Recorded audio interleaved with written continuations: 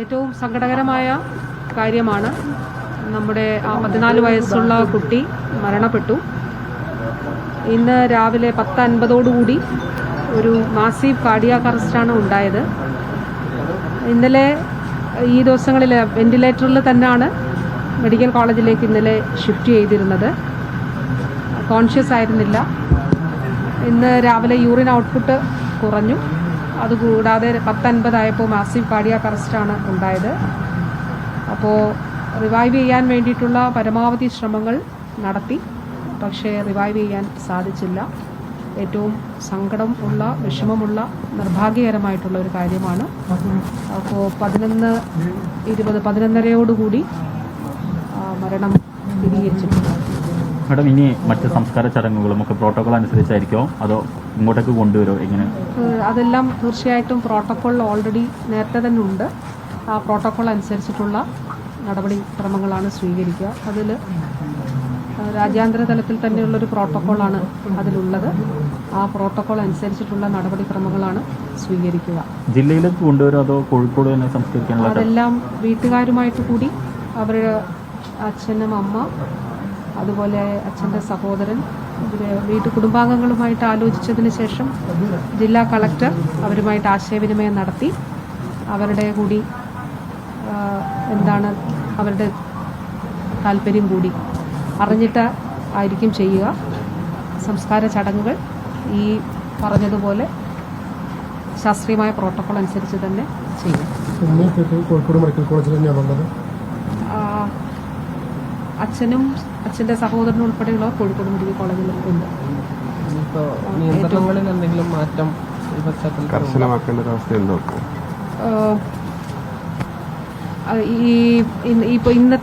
ഇപ്പോൾ നമ്മളൊരു പഞ്ചായത്ത് പ്രസിഡന്റുമാരുമായിട്ടും മുനിസിപ്പാലിറ്റിയുടെ ചെയർപേഴ്സൺമാരുമായിട്ടും ഒക്കെ ആശയവിനിമയം നടത്തിയിരുന്നു.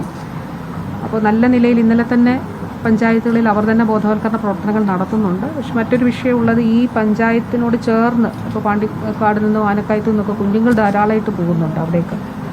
അപ്പോൾ അത് സംബന്ധിച്ച് ഇന്ന് ഞായറാഴ്ച ആയിരുന്നത് കൊണ്ടാണ് അത് സംബന്ധിച്ച് ജില്ലാ കളക്ടർ ഇന്നലെ ഉത്തരവിൽ അക്കാര്യങ്ങൾ സൂചിപ്പിക്കുക. ഇന്നിപ്പോൾ വൈകുന്നേരം അത് സംബന്ധിച്ച് വ്യക്തമായിട്ടുള്ള ഈ കാര്യങ്ങൾ കൂടി തദ്ദേശ സ്ഥാപനങ്ങളുടെ കൂടി നിർദ്ദേശങ്ങൾ കൂടി പരിഗണിച്ച് ഈ പറഞ്ഞതുപോലെ പ്രോട്ടോകോൾ പ്രകാരം ആ ഉത്തരവുകളിൽ കുറച്ചുകൂടി ചെറിയ മാറ്റങ്ങൾ ഉണ്ടാകും. അത് കളക്ടർ ഉത്തരവ്. നിലവിൽ കോഴിക്കോട് മെഡിക്കൽ കോളേജിൽ എത്ര പേരാണുള്ളത്? ഈ രോഗലക്ഷണങ്ങളുള്ളവരോ അല്ലെങ്കിൽ ഇവരുമായിട്ട് ബന്ധപ്പെട്ടവരോ? 3 പേരാണ് അവിടെ ഉള്ളത് ഐസൊലേഷനിൽ. പിന്നെ മഞ്ചേരി മെഡിക്കൽ കോളേജിൽ ഇപ്പോൾ ഹൈ റിസ്ക് കാറ്റഗറിയിലുള്ള 4 പേർ അഡ്മിറ്റഡാണ്. അതിൽ ഒരാൾക്ക് ICU സപ്പോർട്ട് ആവശ്യമായിട്ടുള്ളൊരു സാഹചര്യം കൂടി ഉണ്ടായിരുന്നു. അവരുടെ പരിശോധന ഫലം എപ്പോഴത്തേക്ക് എത്തുമായിരിക്കും?